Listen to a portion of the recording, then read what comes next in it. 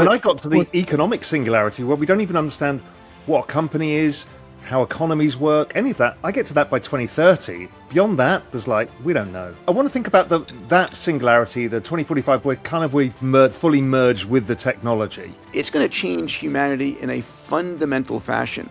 We are becoming so dependent upon technology, and the level of technology's capabilities are growing at an infinite rate. I mean, literally an infinite rate. There's no ceiling on where we're going. And so the world is going to look shockingly different, not in 10 years, not even in 5 years, in the next 2 to 3 years. Something massive is unfolding right now, and most people are still trying to process it using outdated frameworks. The global economy is accelerating into something entirely unrecognizable. What Raoul Pal calls an economic singularity isn't some distant sci-fi concept. It's a near-term reality where the very definition of companies, markets, and value itself begins to break down.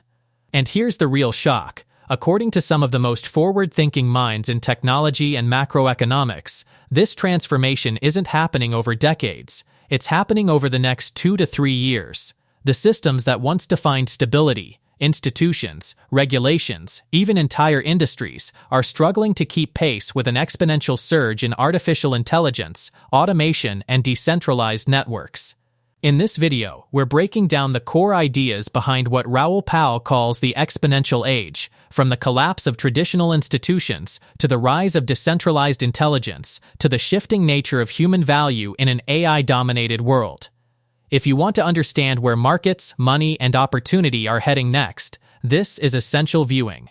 So if you find value in content like this, make sure to like, subscribe, and turn on post notifications, because the next few years may be the most important financial window of your lifetime. Thanks, and enjoy the video. Fascinating, because I've been developing a theory very grandiosely called the universal code, of which part of this is it's the basic process by which the universe seems to operate, which is converting units of energy into units of intelligence. And we're in the middle of how I started defining this exponential age that we've all talked about, is when technology is advancing faster than the institutions and the infrastructure that we currently have, where it suddenly doesn't make sense anymore. And that's really where you are kind of directly focused, because it is almost impossible for any institution in any industry to understand how to even focus a business strategy that can go longer than 12 months. 12 weeks. Yeah, let alone 12 weeks. I mean, don't forget, agents got launched, November, December, and now they're everywhere. It's like the rate of change is truly beyond anybody's hyper understanding. Exponential. Right. In fact, just before we go into that, there was an amazing chart that ARC put out, which was the annual number of words put out by all humans each year. So that was coming from the Gutenberg press, 1500. And then AI is now producing more output per year than humans. Now, by 2028, it will have put out more than the entire combined writing of all of humanity's history. Right, this is not exponentials anymore. These are like Metcalfe's law squared. This is Reed's law happening everywhere. Part of this universal code, one of the observable structures that is everywhere is a network, the neural network. Yes, whether it's exactly the right. boss imagery of the solar system, down to mycelium, down to the human body, all compute. It seems that all intelligence is built upon networks, and I think it's the only way, as you say, to be able to deal with the rate of change. It has to be decentralized, because you can't have a central decision-making authority. But that becomes really hard for everything else breaking apart, whether it's the IMF to the World Bank to the United Nations to the entire infrastructure can't deal with this. We can't even regulate AI because it's moving too fast. No, we can't. You can't even regulate crypto. It's moving too fast. Yeah, we haven't even gotten around to regulating the internet properly, right? There was a car crash with a couple in it that in an Uber, and they were suing Uber. And then one day, the 12-year-old daughter of the couple uses Uber Eats, and part of the terms of service is you waive any right to sue. And so their lawsuit gets invalidated by the fact that this 12-year-old happens to use Uber Eats to order something, right? And so we can't even get that right before we even add AI to anything else in the mix. So we've got a huge challenge in front of us to how to navigate this. But I'm sure you both have read Neil Howe's book, Fourth Turning.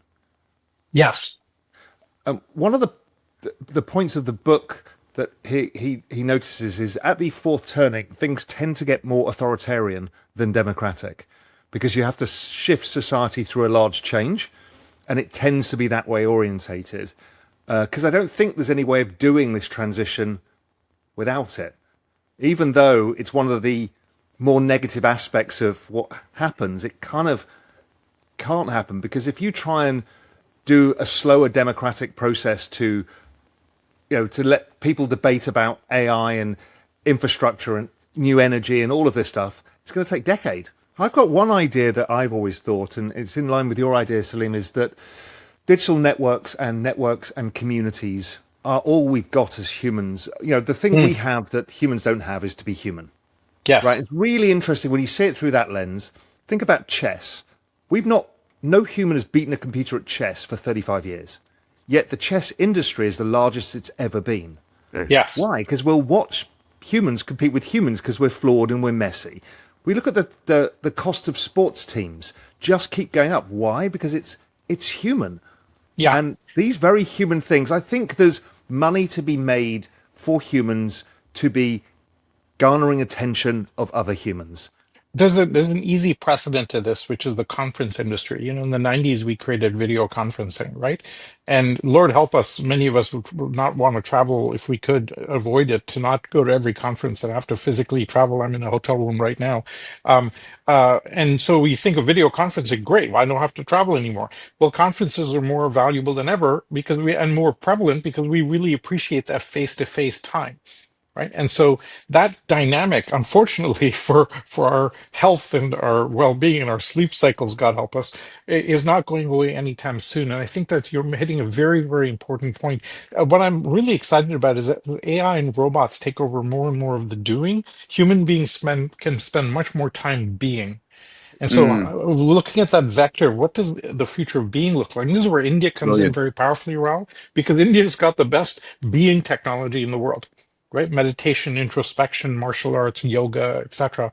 And that connectivity of connecting with people in a very powerful way is going to be the biggest currency in the future. I see it here in the Cayman Islands because of tourism. What we're finding is the tourism industry, even in 2022, which was a not great year for the economy, tourism keeps going up everywhere around the world. And that's because of the same factor, is we're spending so much time like this on the internet, even in digital form, that things in person are at a premium now. And the cost of hotel rooms, as you know, just keeps going higher and higher because people want to do more in-person stuff. And the cost of anything in technology, like a Zoom call, has gone to zero. They're kind of the complete opposite. Buy $10,000 of Bitcoin on a regular exchange. It grows to $60,000. That $50,000 profit? You could owe $10,000 or more in capital gains tax. Now do the same trade inside a Roth IRA with iTrustCapital. That growth? Tax-free.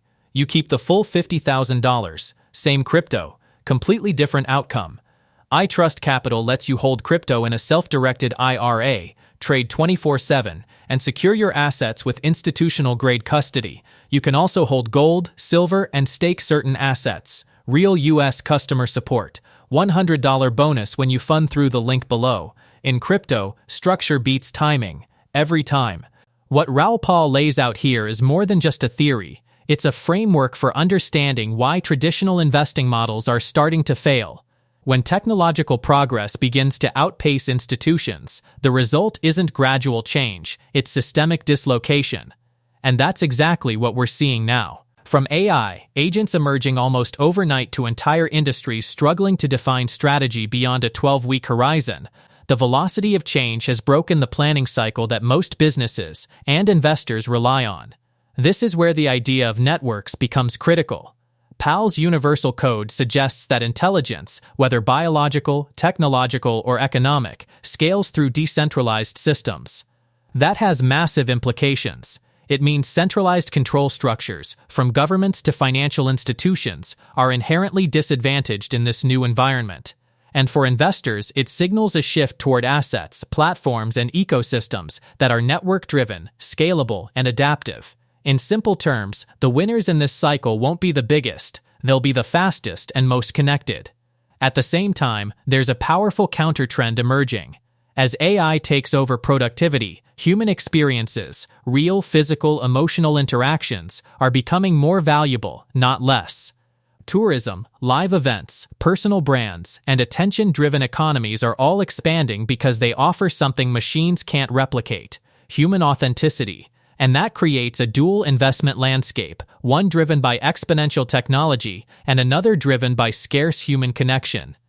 Which brings us to the next critical question: how do you actually navigate this world without falling behind? The second half of the book, which is probably the most important, and it hits the topics we discussed, that your mindset, how you think about the future, is one of the most important things. And so we talk about the mindsets required to navigate the next 2 to 6 years. How do you deal with this rate of change? What is your mental model, and how do you use that mental model not only to survive, but to thrive? You know, if you ask yourself, the greatest leaders on the planet, what made them a successful leader? Was it their money, their technology, their friends, or was it their mindset? Hopefully everybody agrees their mindset is what made them successful. And if they lost everything but maintained their mindset, they would succeed again. So what mindset do you have? And more importantly, what mindset do you need to navigate this next 2 to 6 years? Some of the elements here that are important, again, is how you think about what's happening. So it is happening and it's accelerating. There's no two ways about that, right? And understanding the game and what's going to happen is acceptance is the very first step. The second thing is, what I talk about the mindsets that are critical, a curiosity mindset is fundamental here.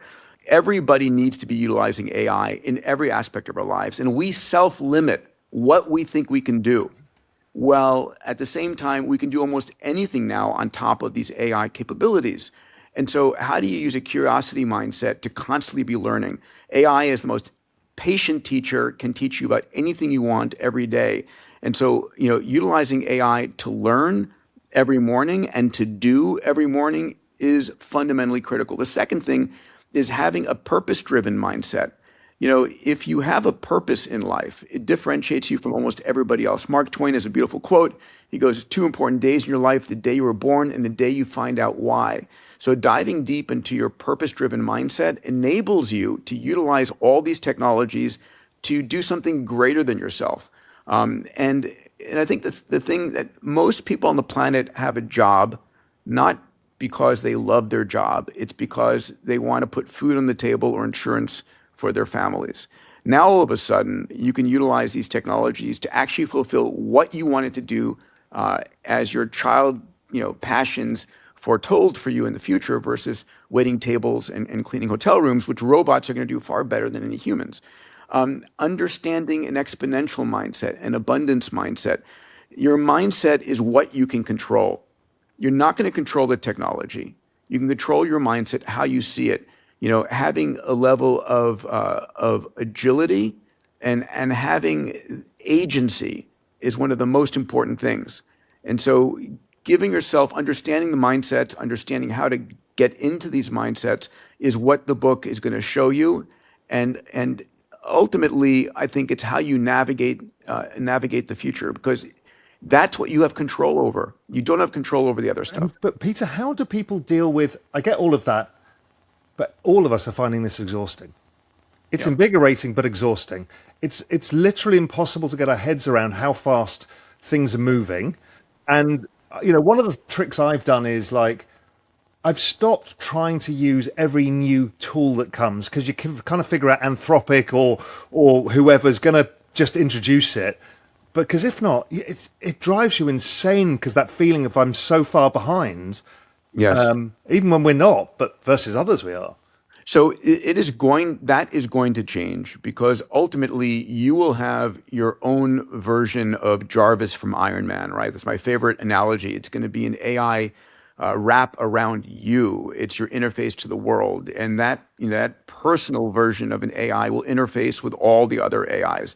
You won't have to learn all the newest things, because I used to call it my joint anthro-mechano interface, or Jamie, doesn't matter. Anyway, it's going to be interfacing with everything out there. And we're not there yet, in the same way that you're not going to, you didn't have to learn to code anymore. Amazing, right? Because all you have to know is what your taste is, what your intention is, and be able to communicate that. We're going to get rid of apps. Your AI is going to, just you ask a question, it will figure everything else out. Now, it's going to change humanity in a fundamental fashion. We are becoming so dependent upon technology, and the level of technology's capabilities are growing at an infinite rate. I mean, literally an infinite rate. There's no ceiling on where we're going. And so the world is going to look shockingly different, not in 10 years, not even in 5 years, in the next 2 to 3 years. Peter Diamandis shifts the focus from systems to something far more personal, but arguably more important: mindset. Because in an environment where technological change is uncontrollable, your ability to adapt becomes your greatest asset. This aligns directly with what we're seeing across industries. Leaders who succeed in volatile environments aren't necessarily the most resourced, but the most adaptable. A curiosity-driven mindset, combined with continuous learning, is quickly becoming a baseline requirement, not an advantage. This is already playing out in real data. AI adoption curves are outpacing previous technological revolutions at a staggering rate, and productivity tools are compressing years of skill acquisition into months. But what's often overlooked is that this doesn't just increase efficiency, it reshapes labor markets entirely. Tasks are being unbundled, expertise is being democratized, and individuals are gaining leverage at a scale that was previously reserved for institutions. For investors, this suggests a future where value accrues less to traditional employment structures and more to platforms, creators, and those who can effectively leverage AI as a multiplier. Now, if you zoom out, this ties directly into Raoul Pal's broader exponential age thesis. His core argument is that we are entering a period where exponential technologies, AI, blockchain, robotics, converge to create one of the largest wealth expansion phases in history. But here's the nuance. This expansion won't be evenly distributed. Capital will flow aggressively toward networks, digital assets, and platforms that capture exponential growth dynamics. This is why Pal has consistently emphasized exposure to technology, crypto, and innovation-driven assets, not as speculation, but as alignment with the underlying trend.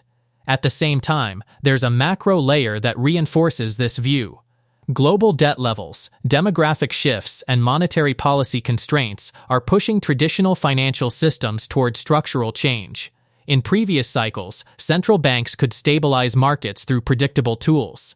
But in an exponential environment, those tools become less effective.